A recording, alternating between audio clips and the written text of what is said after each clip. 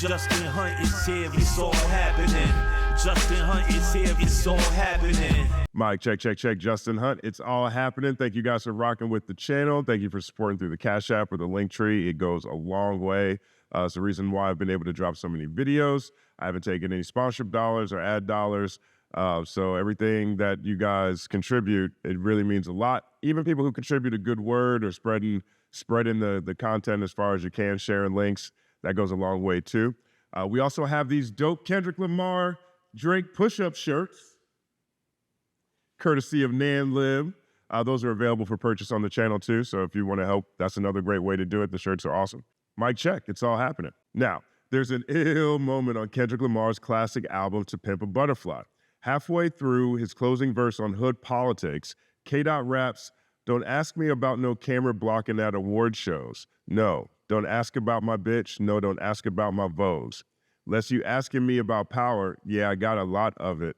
I'm the only nigga next to Snoop that can push the button." Now, at that time, Kendrick was talking about his refusal to let the blowback from his culture-capturing control verse blow into violence. He closes that verse with, "Nah, homie, we too sensitive. It spill out to the streets. I make the call and get the coast involved, then history repeats. But I resolved inside that private hall while sitting down with Jay. He said, it's funny how one verse can fuck up the game. I'm the only nigga next to Snoop that can push the button.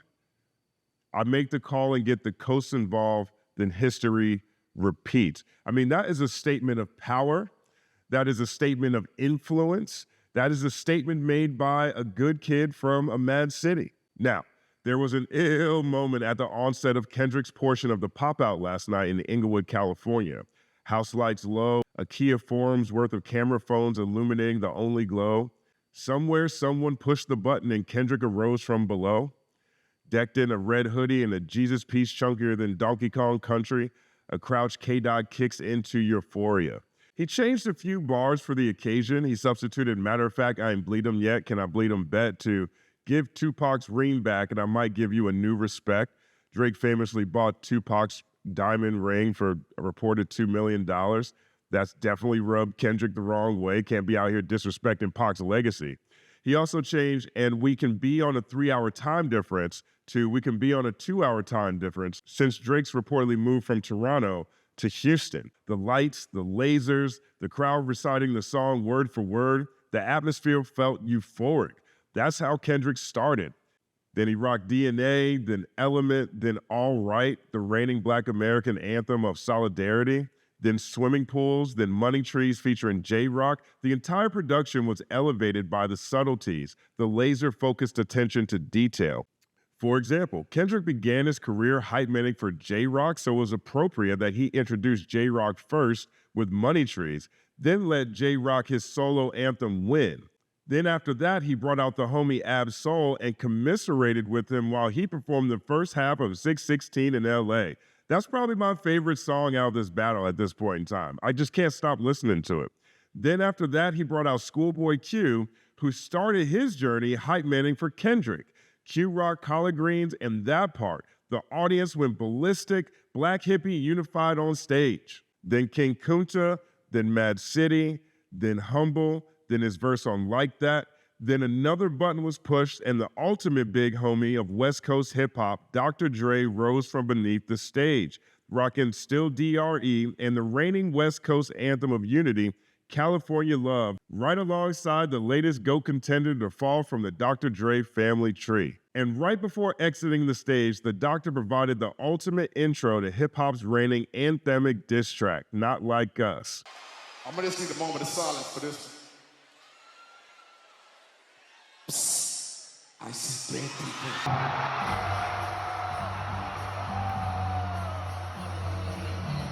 Not Like Us would flood the forum 6 times for the sixth god before the show closed. The first 2 times, Kendrick stopped the track at that contagious A minor line, riding the wave. He brought Storm and a homegirl to dance during one rendition, then appropriately DJ Mustard for another. Then, in the latest example of unity, a gaggle of performers, artists, celebrities, NBA players, Russell Westbrook and DeMar DeRozan, and gang members from rival sets joined in on the celebration. And in the illest moment of all, he brought everyone together for a photo so historic that I wouldn't be surprised if it ends up in the Smithsonian one day. The moment was captured on the Jumbotron in black and white, reminiscent of the cover art to his classic album To Pimp a Butterfly. Bloods, Crips, Pyrus, no color above any other.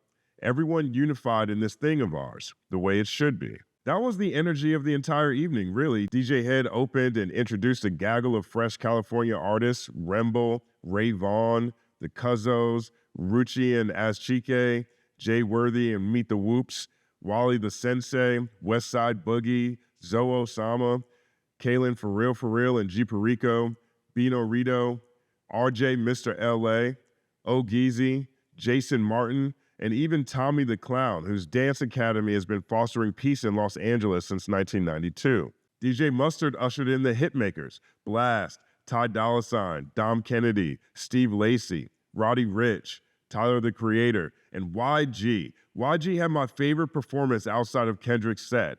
His album My Crazy Life is a classic and always felt like the other side of Kendrick's Good Kid, Mad City to me. His presence and performance felt particularly significant. Sometimes you gotta pop out and show niggas. But the point is this. A lot has been made of a mythical red button in this back and forth between Kendrick and Drake. Drake famously posted this image as if he had some atomic option sitting in the cut somewhere that would cut Kendrick completely out of the equation. That's how battles go these days. Gratuitous chin-checking with allusions to an even bigger bomb lurking, and while the threat of some nuclear reveal seemed dangled throughout this confrontation, the ultimate button pressed was unity. I mean, most people expected to attend Drizzy's metaphorical funeral following Kendrick's Shakespearean shakedown.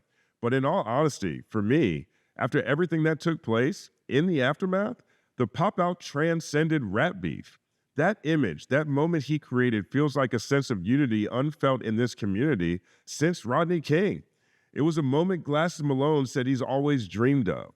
I've had grown men tell me that they literally shed a tear after witnessing what took place on that stage. That's how important this was for the people of Los Angeles. That's what this meant. Kendrick Lamar finally pushed that button he was so reluctant to press that he described on Hood Politics and made a historic statement by doing so. It was a statement of power, a statement of influence, a statement of the limitless possibilities we can achieve if we use our powers for good. It's all happening.